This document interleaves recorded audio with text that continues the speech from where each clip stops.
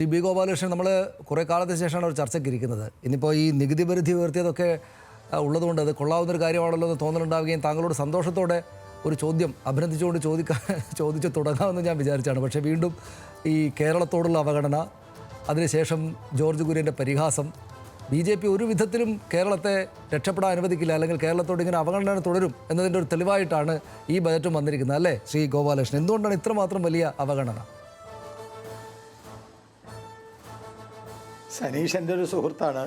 കുറേ കാലമായിട്ട് സനീഷിനെ കണ്ടിട്ടുമില്ല.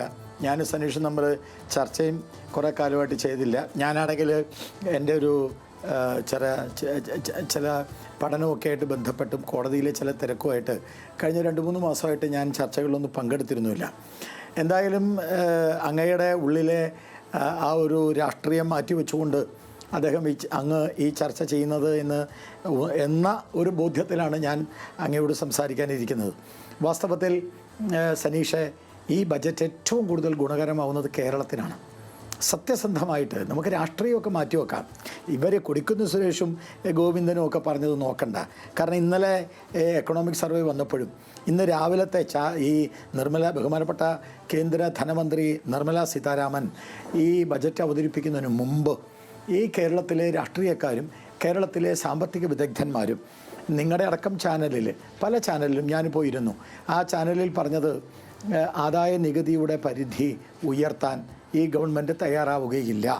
ഈ ഗവൺമെൻറ് കോർപ്പറേറ്റുകളുടെ ടാക്സ് മാത്രമേ കുറയ്ക്കുകയുള്ളൂ. ഈ ഗവൺമെൻറ് ഭീമമായ ടാക്സ് നികുതി ഭാരം ജനങ്ങളിൽ അടിച്ചേൽപ്പിക്കുന്ന ഒരു സർക്കാരാണ്. മാത്രമല്ല, അവർ ഇപ്പോൾ പുതിയ 2024 ആ സർക്കാർ അധികാരത്തിൽ വന്നതിന് ശേഷം ആദ്യത്തെ ബജറ്റ്, സമ്പൂർണ്ണ ബജറ്റ്, അതുകൊണ്ട് കാര്യമായി ഒന്നും പ്രതീക്ഷിക്കേണ്ട. ഇതൊക്കെയായിരുന്നു ഇന്ന് രാവിലെ. അപ്പോൾ ഇന്നുച്ച കഴിഞ്ഞപ്പോഴേക്കും അത് കംപ്ലീറ്റ് മാറി. കാരണം ഞെട്ടിപ്പിക്കുന്ന രീതിയിൽ സാധാരണക്കാരെ ബാധിക്കുന്ന സാധാരണക്കാരിൽ സാധാരണക്കാരായ മധ്യവർഗം. അപ്പോൾ നമ്മളെപ്പോഴും മധ്യവർഗത്തെക്കുറിച്ചാണ് സംസാരിക്കുക. കേരളം എന്ന് പറയുന്നത് മധ്യവർഗത്തിൻ്റെ ഒരു സംസ്ഥാനമാണ്. കേരളത്തിൽ അതിദാരിദ്ര്യം ഇല്ല എന്ന് ഗോവിന്ദൻ തന്നെ പറഞ്ഞിട്ടുണ്ട്. അതിദാരിദ്ര്യം കേരളത്തിലില്ല. ഈ കാര്യം MV ഗോവിന്ദൻ പറഞ്ഞതാണ്, ഞാൻ പറഞ്ഞതല്ല. കഴിഞ്ഞ ബജറ്റുമായി ബന്ധപ്പെട്ട് ബാലഗോപാൽ പറഞ്ഞതാണ്. അതുമായി ബന്ധപ്പെട്ട് MV ഗോവിന്ദൻ പറഞ്ഞതാണ്. അന്നത്തെ ഒരു ചർച്ചയിൽ, ഞാനിരിക്കുന്ന ചർച്ചയിൽ, അതിദാരിദ്ര്യം കേരളത്തിലില്ലാത്തത് എന്ന MV ഗോവിന്ദൻ്റെ പ്രസ്താവനയെ CP ജോൺ വിമർശിച്ചു. കാരണം അതിദാരിദ്ര്യം ഇല്ല എന്നുള്ളത് സത്യമാണെങ്കിലും അത് പറയാൻ പാടില്ല ബജറ്റിൽ. പറഞ്ഞാൽ കിട്ടുന്നത് കുറയും അടുത്ത ബജറ്റിൽ എന്ന് CMBയുടെ ജോൺ അന്ന് പറഞ്ഞത് ഞാൻ ഇപ്പോൾ ഓർക്കുകയാണ്. അപ്പോൾ അതിദാരിദ്ര്യമല്ല. അപ്പോൾ മധ്യവർഗമാണ് കേരളത്തിൽ.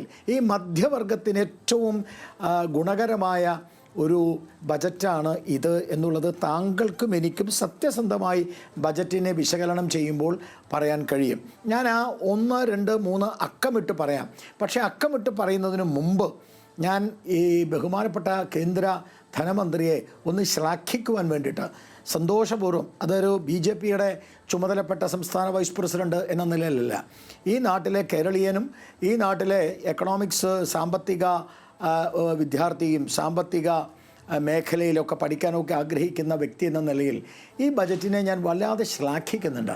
അതെന്താ കാരണം എന്ന് വെച്ചാൽ, ഏത് രാജ്യത്തിൻ്റെയും ഒരു ബജറ്റ് അവതരിപ്പിക്കുമ്പോൾ അതിലേറ്റവും പ്രകടമാകേണ്ടത്, സനീഷ് താങ്കൾ നോക്കിയിട്ടുണ്ടാവും എന്ന് ഞാൻ വിചാരിക്കുന്നു, ഏറ്റവും പ്രകടമായി കാണേണ്ടത് എക്കണോമിക് ഡിസിപ്ലിനാണ്. സാമ്പത്തികമായിട്ടുള്ള ആ ഡിസിപ്ലിൻ ഉണ്ടാക്കാൻ ഒരു മന്ത്രിസഭയ്ക്ക് കഴിയുമെങ്കിൽ ആ മന്ത്രിസഭയ്ക്ക് പുരോഗതി ഉണ്ടാക്കാൻ കഴിയും, ആ രാജ്യത്തിന് പുരോഗതി ഉണ്ടാക്കാൻ കഴിയും എന്നാണ് വാസ്തവത്തിൽ അടിസ്ഥാനപരമായ സാമ്പത്തിക കാഴ്ചപ്പാട്. ഞാൻ ഒറ്റ മിനിറ്റ്, ഒരു സെക്കൻഡിൽ ഇപ്പോൾ തീർക്കാം. അതിൻ്റെ കണക്കൊന്ന് പറഞ്ഞിട്ട് ഞാൻ, കാരണം ഇതിനി പറയാൻ നമുക്ക് സമയം കിട്ടില്ല. അതുകൊണ്ട് ഒരു മിനിറ്റിനുള്ളിൽ ഞാൻ പറയാം. ഒന്ന്, 1,00,000 കോടി രൂപയുടെ നികുതി ഇളവാണ് പ്രഖ്യാപിച്ചിരിക്കുന്നത്. അപ്പോൾ 1,00,000 കോടി രൂപ നഷ്ടമാണല്ലോ കേന്ദ്ര സർക്കാരിന്.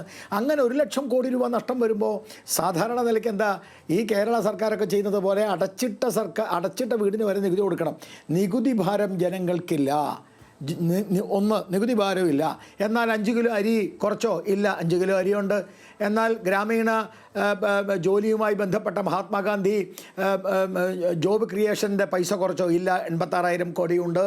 അതുമായി ബന്ധപ്പെട്ട ഓരോ വിഷയം, അടിസ്ഥാന സൗകര്യ വികസന മേഖല 11 ലക്ഷം കോടി രൂപ അത് നീക്കി വെച്ചിരിക്കുന്നു. നിങ്ങൾ ഒരു സ്ഥലത്തും ഇല്ല. പിന്നെ എങ്ങനെയാ? ടാക്സ് കളക്ഷനാണ്. 4.9% ധനക്കമ്മി 4.8% നിർത്തി. ഇപ്പോൾ 4.4% നോക്കുകയാണ്. 23% നികുതി പിരിവിൽ 23% വർധനമാണ്. അങ്ങനെ ഒരു ഗവൺമെന്റ്, ആ രീതിയിലൊരു ഗവൺമെന്റ് മുന്നോട്ട് വരുമ്പോൾ താങ്കളിലേക്ക് വരാം.